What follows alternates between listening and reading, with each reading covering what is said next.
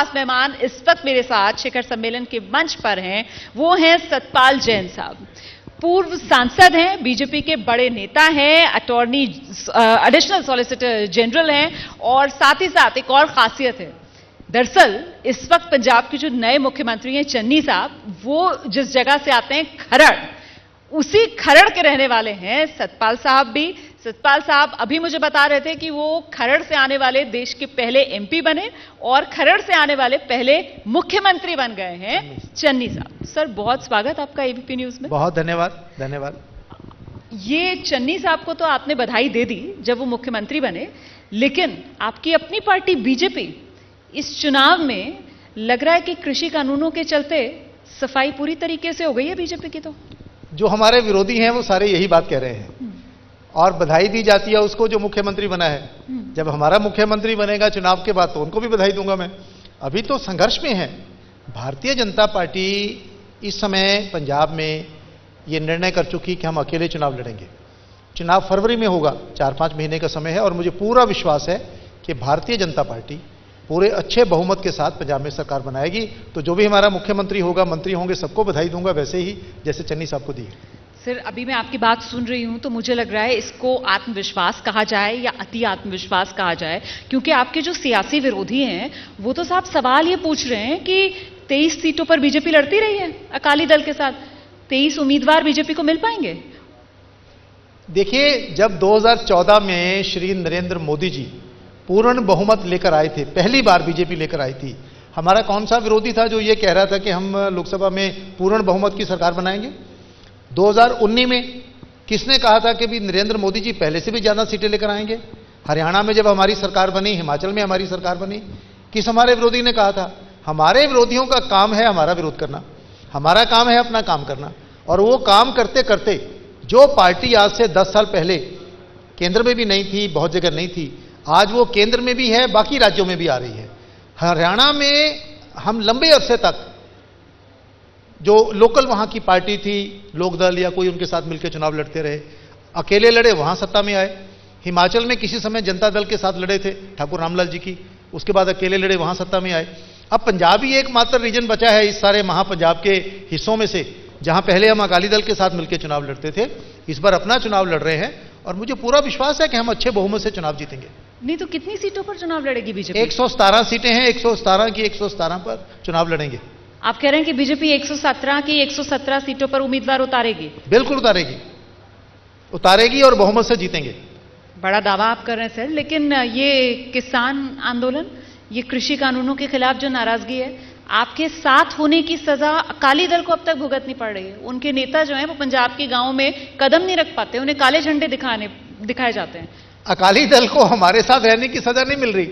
अकाली दल को जो भी पंजाब की स्थिति का सामना करना पड़ रहा है उसके लिए वो बता पाएंगे कि उनके क्या कारण है। लेकिन हमने अकाली दल के साथ बहुत लंबे अरसे तक समझौता करके रखा, मिलकर सरकार बनाई, लोकसभा में भी इकट्ठे रहे, विधानसभा में भी इकट्ठे रहे। ये फार्म लॉज जब आए, फार्म लॉज में आने के बाद शुरू में अकाली दल हमारे साथ था, ऑर्डिनेंस इशू हुआ तभी वो हमारे साथ थे।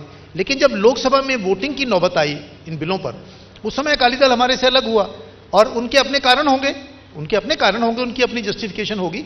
देखिए, राजनीति में कोई भी दल किसी दूसरे के दल के कारण कोई नुकसान सहता हो, परेशानी में आता हो, ऐसा मैं नहीं मानता हूं। हर दल का अपना अपना स्टैंड है, हर दल की अपनी अपनी भूमिका है, हर दल की अपनी अपनी फॉलोइंग है। कितनी भी चुनाव में पराजय हुई हो, कितने भी अच्छे जीते हों, हर पॉलिटिकल पार्टी का अपना एक पर्टिकुलर बेस हर स्टेट में है। एब्सोल्युटली सबका है। ठीक है। अकाली दल का भी है, भारतीय जनता पार्टी का भी ठीक है। आज अकाली दल फ्री है क्योंकि हमारे साथ अलायंस नहीं है, इसलिए वो जो भी कहना चाहें कहें। लेकिन मैं इतना विश्वास के साथ कहता हूं, भारत में नरेंद्र मोदी जी की सरकार ने, हरियाणा में मनोहर लाल खट्टर की सरकार ने, हिमाचल में श्री जयराम ठाकुर की सरकार ने, उत्तर प्रदेश में योगी जी की सरकार ने नरेंद्र मोदी जी के नेतृत्व में जो विकास के काम किए हैं उसका पंजाब की जनता पर भी असर होगा और वो हमारा भरपूर साथ देंगे, मुझे पूरा विश्वास है। आपने अभी जो बात कही ना अकाली दल को लेकर कि साहब जब ऑर्डिनेंस पास हुआ तो ये हमारे साथ थे, हरसिमरत कौर जी आई थी आज और मैंने उनसे बिल्कुल यही सवाल पूछा था। आपको पता है वो जवाब क्या देकर गई? उन्होंने कहा जैसे ही ऑर्डिनेंस लेकर आए मैं गई, मैंने जाकर मुलाकात की और मुझे ये अश्योरेंस दी गई कि साहब ये ऑर्डिनेंस है, जब तक हम इसको कानून लेकर आएंगे लोकसभा में हम किसानों को मना लेंगे। उन्होंने यहां पर ऑन रिकॉर्ड बोला कि ये मोदी सरकार ने धोखा दिया, उनको धोखा दिया, किसानों को धोखा दिया। उन्होंने कहा लगातार हम चिट्ठी पत्री करते रहे, बादल साहब चिट्ठी पत्री करते रहे, हमें आश्वासन देते रहे कि हम किसानों को मना लेंगे, और नतीजा देख लीजिए। देखिए, जो बात उन्होंने कही है, अगर उसको सच भी मान लिया जाए, पहली बात यह है कि ऑर्डिनेंस में वो हमारे साथ थे, कैबिनेट के अंदर सर्वसम्मति से यह निर्णय हुआ था। उसके बाद फिर लोकसभा में आया मामला, बीच में कितना समय था, कितना समय था। अकाली दल ने अंतिम निर्णय भारतीय जनता पार्टी से अलायंस तोड़ने का तब किया जब लोकसभा में बिल पेश होने के बाद डिबेट के लिए, डिस्कशन के लिए, वोटिंग के लिए आया। वो ये नहीं कह रही कि उन्होंने ये कहा था कि हम अकाली दल को मना लेंगे, किसानों को मना लेंगे। मतलब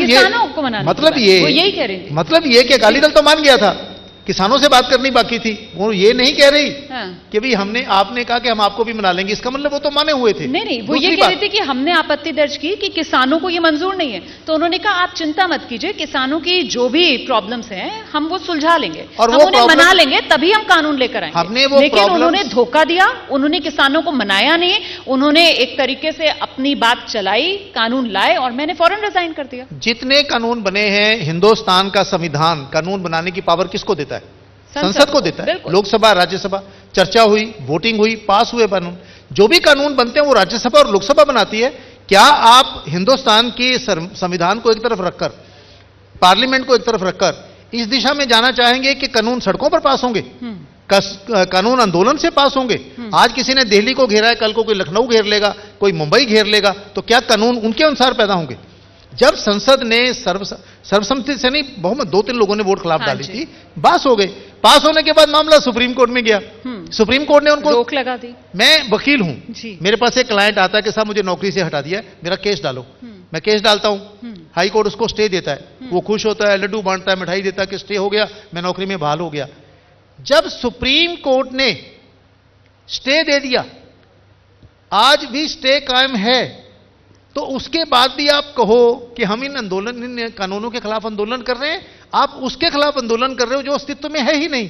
फिर भारत सरकार, आप कहते हो नहीं मनाया, कम से कम 10-11 बार मंत्री बैठे, बातचीत की, हर चीज पे डिस्कस करने को तैयार थे, और अंत में यहां तक भी हुआ कि शायद 1-2 साल के लिए इनको होल्ड पे रख देते हैं, सब कुछ कर लेते हैं। आप कभी आपने ये सुना है कि 2 पक्षों में बातचीत हो रही हो कि इधर माई वे और हाई वे, जो मैं कह रहा हूं उसको मानो, नहीं तो मानेंगे नहीं।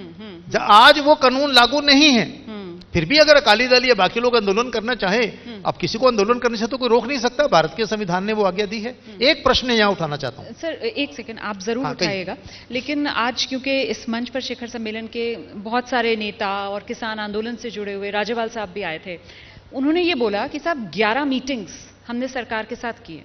उन्होंने कहा सारी मीटिंग्स की रिकॉर्डिंग है, सरकार वो रिकॉर्डिंग दिखा दे। अब वो ये कहकर गए, उन्होंने कहा कि सरकार कहती है ठीक है, कोई बीच का रास्ता निकाल लो।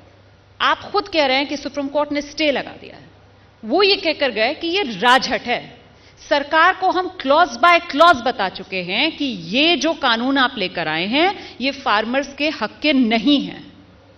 ये राज्यपाल साहब ऑन रिकॉर्ड बोलकर गए।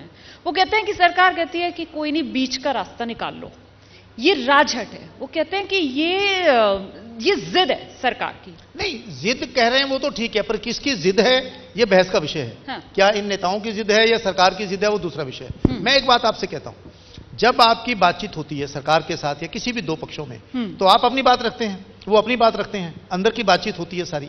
बातचीत होने के बाद बार बार चर्चा हुई, बार बार डिस्कशन हुई, डिस्कशन के बाद एक आम सहमति बन गई कि चलिए इनको 1-2 साल के लिए होल्ड पे रख देते हैं, आप सुजेशन दीजिए इसमें क्या होना चाहिए। वो उनको स्वीकार नहीं है, और इसी दौरान सुप्रीम कोर्ट में मामला चला गया।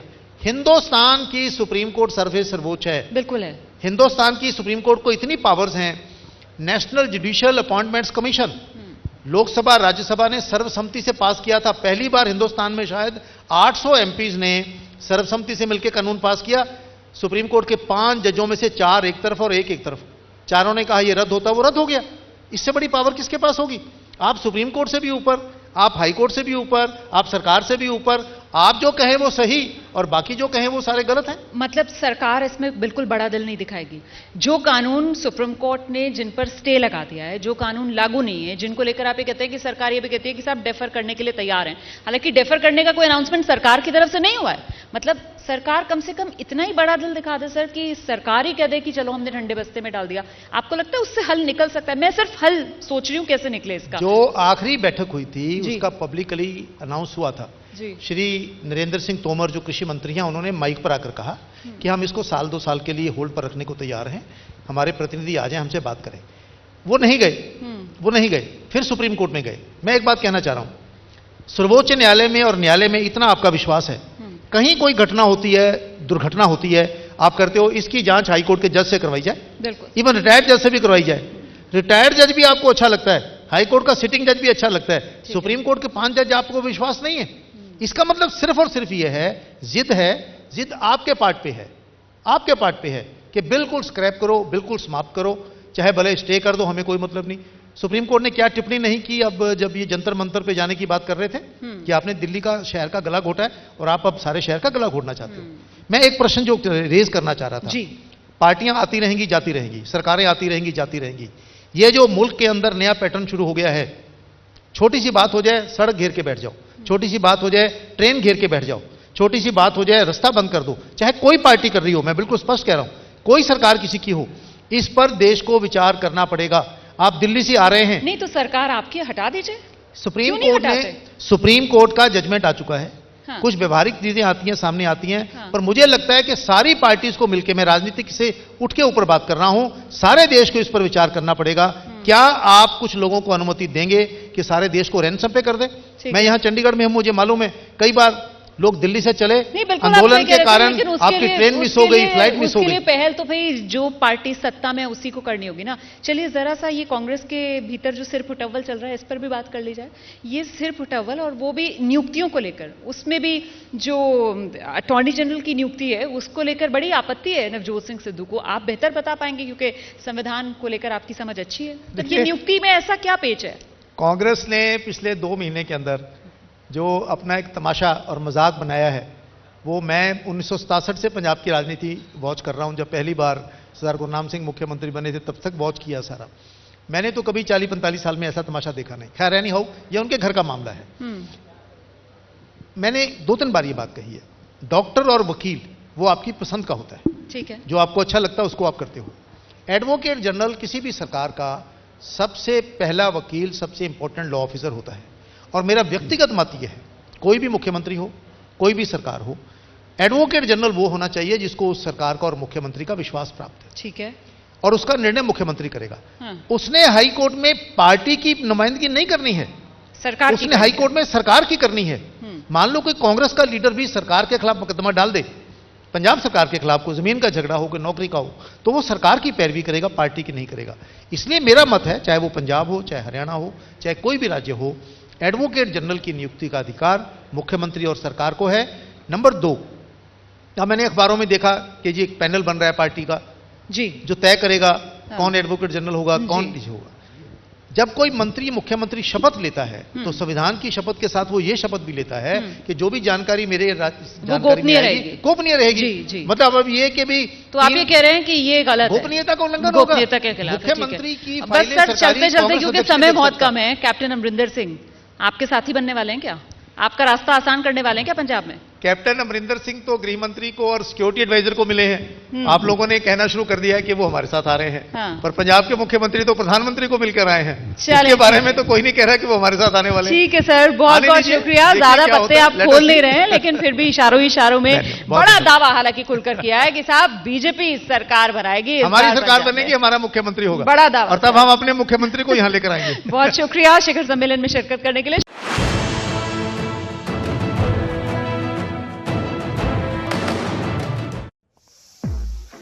Meet Karthik Ahuja, joining us from today.